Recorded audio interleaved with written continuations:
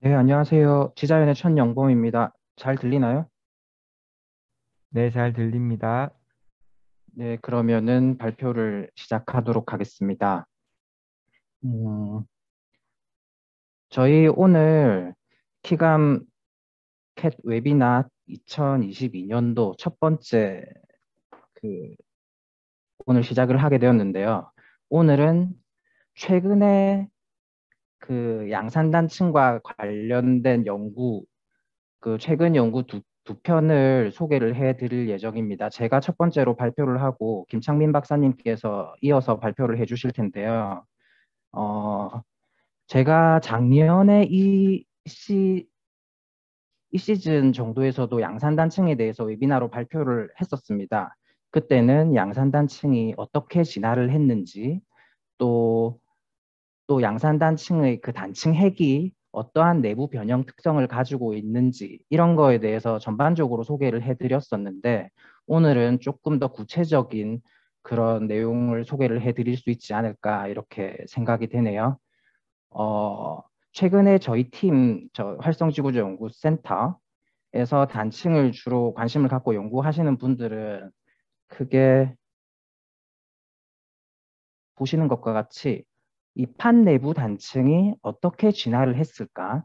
그러니까 롱텀 지올로지컬한 타임 스케일인 거죠. 아주 오랜 지질 시대 동안 멀티 스테이지 디포메이션을 겪으면서 어떻게 진화를 했을까에 관한 어떤 의문을 가지고 연구를 수행하고 있기도 하고 또 이 판 내부 단층들이 현재 스트레스 레지임 하에서 어떻게 지진을 만들까? 이거는 쇼텀 사이즈믹 사이클 스케일이거든요. 그러니까 이 사이즈믹 사이클이라고 한다면은 지진을 발생시키는 어떤 사이즈믹 피리어드가 있고 그 이후에 포스트 사이즈믹 피리어드가 있고 그리고 지진이 크게 발생하지 않는 인터 사이즈믹 피리어드가 있을 건데 어떤 사이즈믹 피리어드에서의 빠른 미끌림에 관한 것과 또 인터 사이즈믹 피리어드에서의 에이 사이즈믹 슬립 여기서 말하는 에이 사이즈믹 슬립이라고 한다면은 슬로우 슬립 디포메이션도 포함될 것이고 뭐 크립도 포함될 것이고 이런 것들이 이런 변형들에 대해서도 저희가 관심을 가지고 있습니다. 우리 실제 활성 지구조라 하는 것은 이 두 번째 그 토픽에 조금 더 가까운데 사실 판 내부 환경에서 이 활성 지구조를 연구를 하는 것이 이 두 번째 이 주제만으로는 연구를 하는데 어느 정도 한계가 있거든요. 그리고 우리가 다들 잘 아시다시피 이 두 주제는 손래야 뗄 수 없는 주제이기 때문에 저희가 연구를 하는 데 있어서 유기적으로 이 두 주제에 대해서 서로 유기적이다. 그래서 같이 연구를 진행을 해 나가고 있습니다. 그래서 이런 단층에 대한 연구를 하기 위해서는 지구조적인 스케일에서부터 뭐 아웃크롭 스케일 그리고 미구조적인 스케일까지 접근을 하고자 하고 있고 뭐 구조적인 관점 그러니까 그 단층이 아주 장기간 동안은 어떻게 진화를 했을까 하는 것은 주로 구조적인 관점의 접근인 거고 얼스케이크와 관련된 것들은 팔레오 사이즈몰로지 그리고 얼스케이크 지올로지 이런 관점에서도 연구를 계속 수행을 해 나가고 있고요. 그래서 양산단층 같은 경우에는 이런 연구를 하는 데 있어서 우리나라에서는 아주 좋은 연구 주제가 될 수 있다. 이렇게 생각을 하고 있습니다. 그래서 그 첫 번째 발표는 그 이 양산단층 중에서도 북부 양산단층에 대해서 어떤 다양한 접근법을 이용해서 연구를 수행을 해봤거든요. 이거에 대해서 말씀을 드리고자 합니다. 이 연구 같은 경우에는 우리 연구원의 고경태 박사님하고 최성재 박사님, 이태호 박사님, 김창민 박사님, 그리고 경북대학교의 김용식 교수님, 그리고 비어스의 김기주 박사님과 함께 수행하였고요. 현재 논문이 리뷰 중에 있다는 점을 미리 말씀을 드리고 싶네요. 제가 여기 지금 계시는 분들을 보니 대부분 양산 단층에 대한 이해도는 어느 정도 다들 있을 거라고 생각을 하고 양산 단층의 개요 이런 것들은 짧게 얘기를 하겠습니다. 다들 아시다시피 양산 단층은 아주 오랜 지질 시대 동안 움직여 왔고, 그래서 성숙한 단층으로 진화를 해왔고, 현재 스트레스 레즘 하에서도 요 B 그림에서 보시면은 요 빨간색 지점들은 제4기 운동을 겪었던 것으로, 그래서 이 지점들을 이으면은 어떤 특정 구간에서는 제4기 동안 운동을 했다라는 것이 잘 알려져 있죠. 많은 연구자분들이 연구를 수행을 하고 있습니다. 그 많은 구간에 대해서 연구가 되었는데 이 양산 단층 북부 같은 경우에는 비교적 연구가 좀 덜 됐습니다. 그리고 이 단층 자체가 해상으로 빠졌다가 다시 육상으로 연결될까 하는 의문점도 뭐 그렇다라고는 생각을 하고는 있었지만 정확한 증거들도 없고 해서 이 지역을 연구 지역으로 선택을 하게 되었고요. 물론 해수부 그 활성 단층 추적하는 과제와도 연계가 되어 있고 뭐 그렇습니다. 그래서 이 영해 지역에 대해서 연구 지역을 삼았는데 이 연구의 목적은 이렇습니다. 앞서 말씀드렸다시피 아주 오랜 지질 시대 동안 이 양산 단층이 어떻게 성숙한 단층으로 진화했는가, 그 성숙한 단층의 특성은 무엇인가라는 것이고, 그리고 이 영해 지역에 과연 제4기 운동이 있었을까? 있었다면은 그 특성은 무엇일까라는 것이 이 연구 주제가 될 수 있겠고요.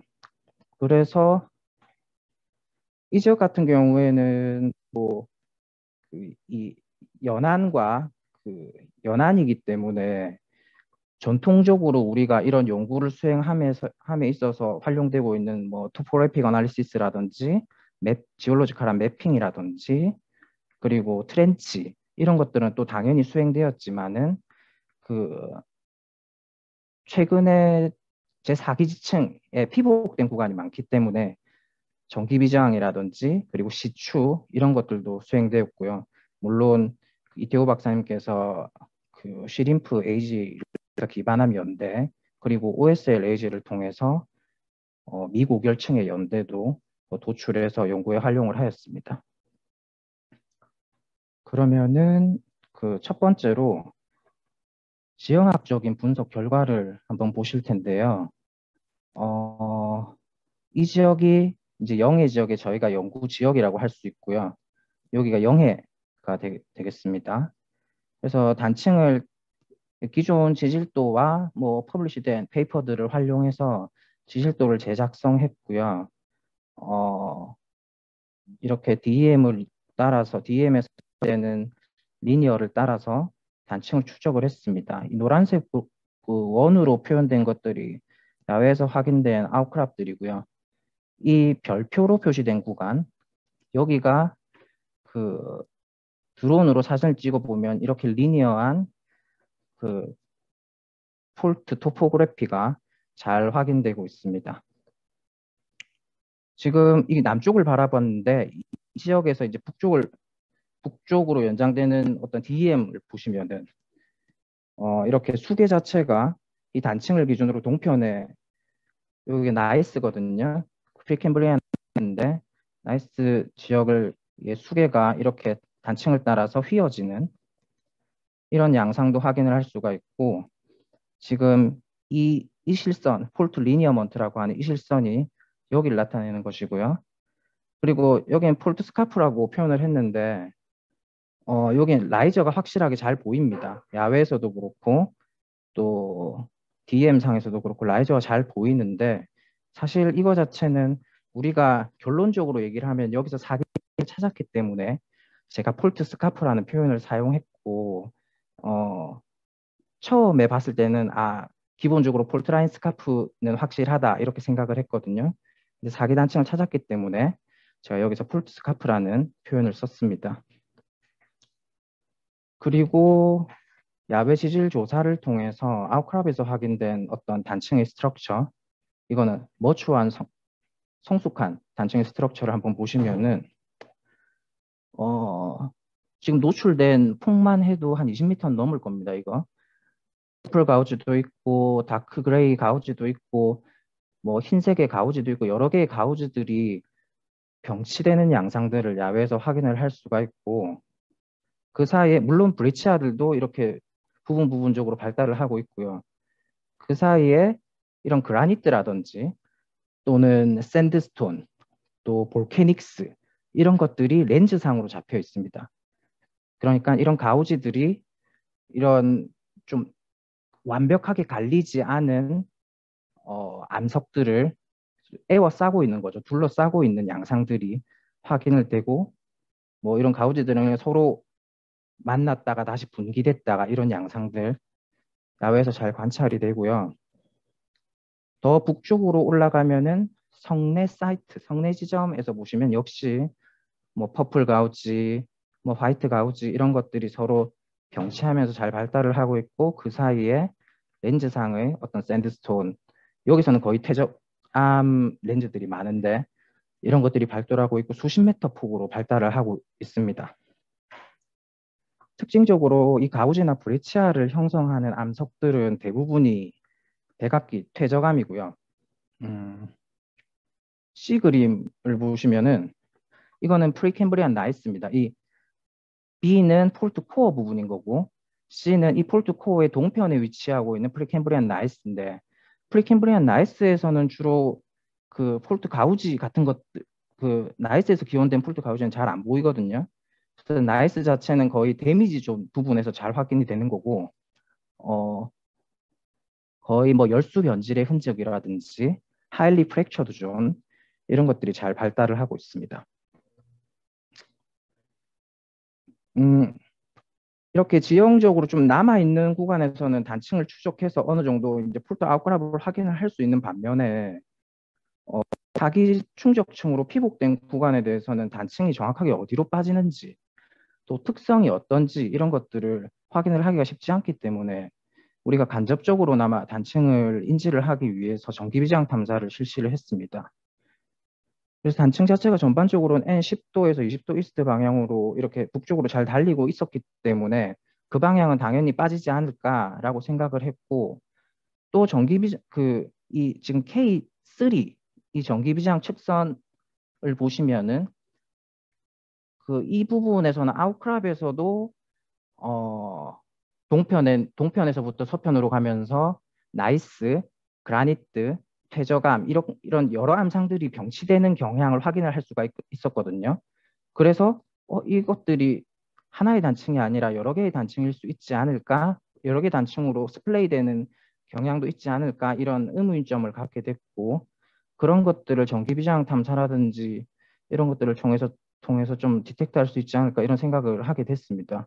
그래서 더 서편에 있는 방향으로도 단층을 좀 추적하고자 했고요. 결론적으로 말씀드리면은 전기비장으로는 서편에도 단층이 어느 정도 있을 수도 있겠다. 이 정도로 간접적인 뭐 증거로만 활용을 했고 시추를 했습니다. 시추를 총 10공을 했는데요. 9공의 수직 시추하고 1공의 경사 시추를 수행을 했습니다. YH 1번부터 9번까지가 수직 시추고 이 파란색으로 표시된 YH 10번이 경사 시추인데 9번, 10번 여기 경우에는 나이스가 확인이 되고 그 중간 부분에서는 그라니트가 확인이 되고 또 제일 서편에서는 백악기 퇴적암이 확인이 됐어요. 그러니까 야외에서 제일 밑에 K3 이 부분 야외에서 어느 정도 미흡하게 노출된 특성하고 비슷한 특성을 보였거든요. 그래서 이 북북동 방향으로 잘 빠지는 이 트레이스 놓여 있는 여기 같은 경우에는 경사시추로도 폴트락을 확실하게 인지를 할 수 있었기 때문에 단층이다 라고 확신을 했고 그런데 2단층 같은 경우에는 서편의 위치 2단층 같은 경우에 이 두 암상의 경계를 이루고 있는데 관입 경계일 수도 있고 부정합 경계일 수도 있고 단층 경계일 수도 있겠다라고 생각을 해서 기본적으로 연대 측정을 먼저 했습니다. 이 암상에 해보니까 한 195MA 정도, 190에서 195MA 정도가 나와서 주라기 시기를 지시하고 있었기 때문에 일단은 이 백악기 퇴적암보다는 이전의 관입체이기 때문에 인트루전이기 때문에 그 관입 접촉은 아니다라고 저희가 판단을 했고 그리고 이런 시추공에서 확인되는 어떤 고각의 아주 많은 단열들과 단층 특성들, 그리고 이 두 시추공 간에도 뭐 부정합 경계라고 보기에는 조금 고각의 두 암상 간의 경계가 인지된다고 판단을 해서 이 단층 역시 이 접촉 관계 역시 단층으로 저희가 해석을 했습니다. 결론적으로 이게 단층이 되면은 이 큰 두 단층 사이에 주라기 그라니트가 렌즈상으로 발달하게 되는 기하를 얘기를 하는 거거든요. 그래서 이러한 특성 역시 아주 오래된 단층이 수십 킬로의 그 수평 변이를 가지면서 중간에 렌즈상으로 어떤 다른 암상을 놓이게 되는 그러한 특성이 아닌가 이렇게 생각을 했고요. 이런 특성은 이거는 2018년도에 강희철 외 연구에서 또 이런 부분을 보시면은 양산 단층이 분기됐다가 다시 머징되는 경향들 이런 것도 확인이 되거든요. 그래서 이러한 특성들과 유사한 것이 아닌가라고 생각을 하고 있습니다. 여기까지가 머추어한 폴트에 대한 내용이었고, 이 머추어한 폴트의 우리 아까도 얘기했지만 얼롱 폴트를 따라서도 특정 구간에 대해서 제 4기 동안 운동이 있었고, 또 어크로스 폴트 코어 데미지 존 이렇게 뭐 데미지 존까지 포함한다면은 수키로가 되겠죠.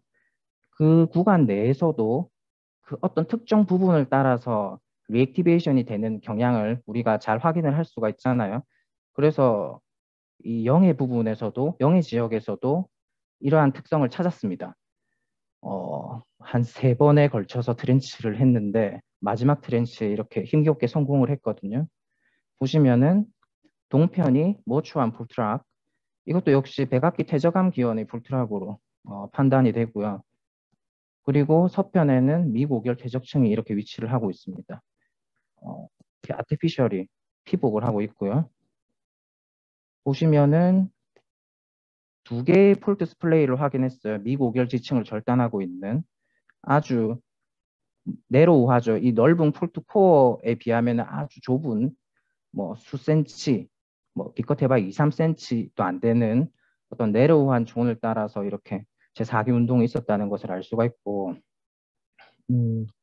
고지진학적인 관점에서 볼 때는 유닛이 뭐 일단은 6개까지 있어서 굉장히 좋았었는데 이렇게 아티피셜이 이렇게 단층 위로 넘어가고 있어서 뭐 그렇게 해석을 깊게 하기가 어려웠습니다. 결론적으로 말씀드리면은 이 폴트 스플레이 1 자체가 확실하게 유닛 4는 커팅하고 있다. 그래서 2000년 이후에 단층 운동이 있었다. 그리고 지금 이 서편에 위치하고 있는 이 미고결 퇴적층의 부정합 심도가 한 5m 정도 되거든요. 이것도 시추를 통해서 확인을 했는데, 그래서 그 제 4기 동안에 누적된 수직 변이는 한 4m 정도로 저희가 유출을 했습니다. 이 정도고, 뭐 또 이 부분은 이제 김용식 교수님께서 작성을 하신 부분인데, 이 유닛 3을 보시면은 뭐 앵귤러하거나 서블라운디드한 페블 콜이 발달을 하고 있고, 풀한 솔팅을 보이고 있고, 또 이 서편으로 가면서 테이퍼링하는 이런 특성들, 웨지 라이크 지오메트리 이런 것들을 바탕으로 콜루비얼 웨지가 아닐까, 지금 이 유닛 3이거든요. 콜루비얼 웨지가 아닐까 이렇게 또 해석을 하셨는데 충분히 가능하지만은 사실은 이 아티피셜 필 때문에 이거를 디펜스 할 수 있는 증거가 좀 부족했기 때문에 저희가 보수적으로 접근을 할 때는 97,000원짜리를 절단하고 있는 단층이고,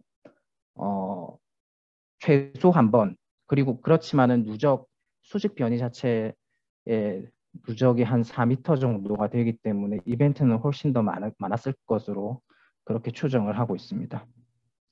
결론을 말씀드리면은 이제 머추암 폴트 개념에서의 지오메트리하고 인터널 스트럭처 같은 경우에는 지형학적으로는 아주 직선형의 인사이드 밸리를 만들었고, 그리고 구조지질학적인 관점에서 보면은 그 멀티플한 아주 여러 개의 각각의 스트랜드들이 서로 연결되고 분기되었다가 병합되는 그런 아나스토모징한 지오메트리를 만들었다는 거고요.